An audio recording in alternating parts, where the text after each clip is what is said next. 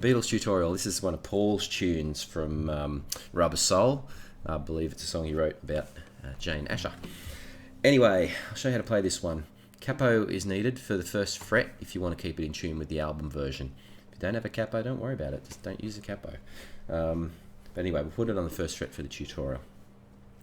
This song, chords are fairly simple, but there are lots of quick chord changes in this one, which might make it a bit tricky for beginners.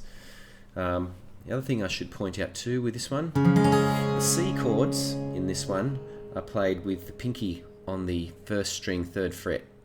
Okay, you don't have to, but I think correctly in this song, that's how they're played. And that means you're going to be going between C and G a fair bit in this song. So you want to play your G's with this formation as well, which makes it an easy transition to the C and back to the G. Okay.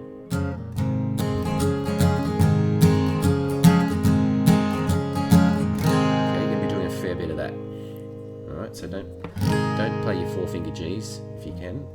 Play it like this. That way, the transition to the C with that first string fretted on the third is easier. Alright, let's just get the intro out of the way quickly first. We need those two chords, which are a G chord and a D chord just up the fretboard. So this G actually is shaped like a D, so make your D formation where you normally would and slide it up to the 7th fret in relation to the capo. Alright. So just strum the top 3 strings. The next chord is a G chord, but it's going to be shaped like this. So the first string is fretted on the 5th, then the second and third strings are fretted on the 7th. You can strum from the 4th string down, because the 4th is effectively a D. So you get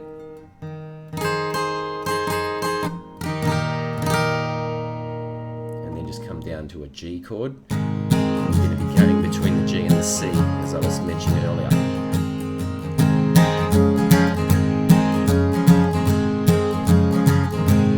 The strum is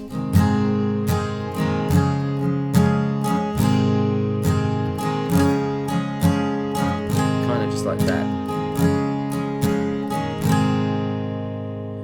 Alright, let me just go through the chords slowly now for the verse. I'm looking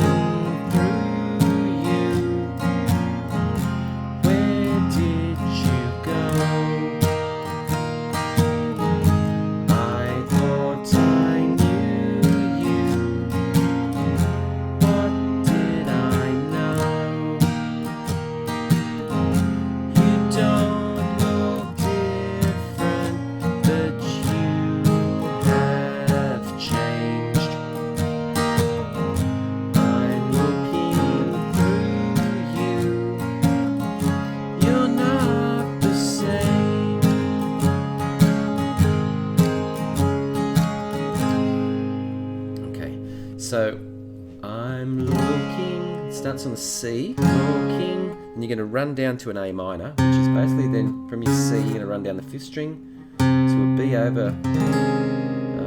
B over C, and then to a regular A minor, through you to E minor.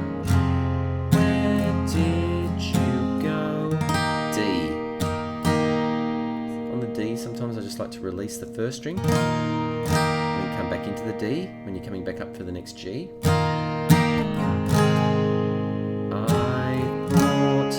Notice I'm doing that shape G, so thought I, and again down to the A minor, you, E minor, what did I know, D.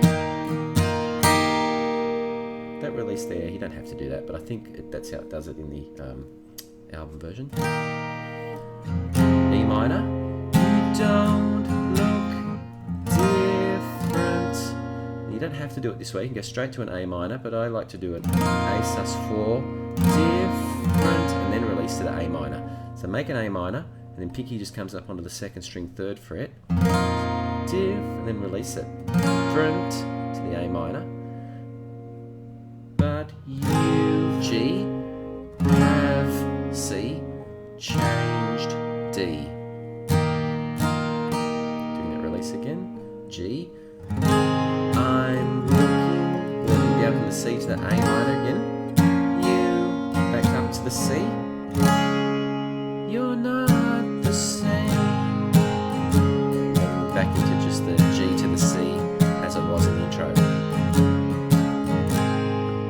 Okay, so just one time up to speed with the vocals.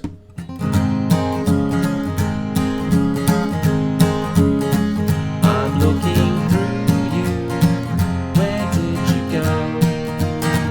I thought I knew you, what did I know? You don't look different, but you have changed. I'm looking through you, you're not the same.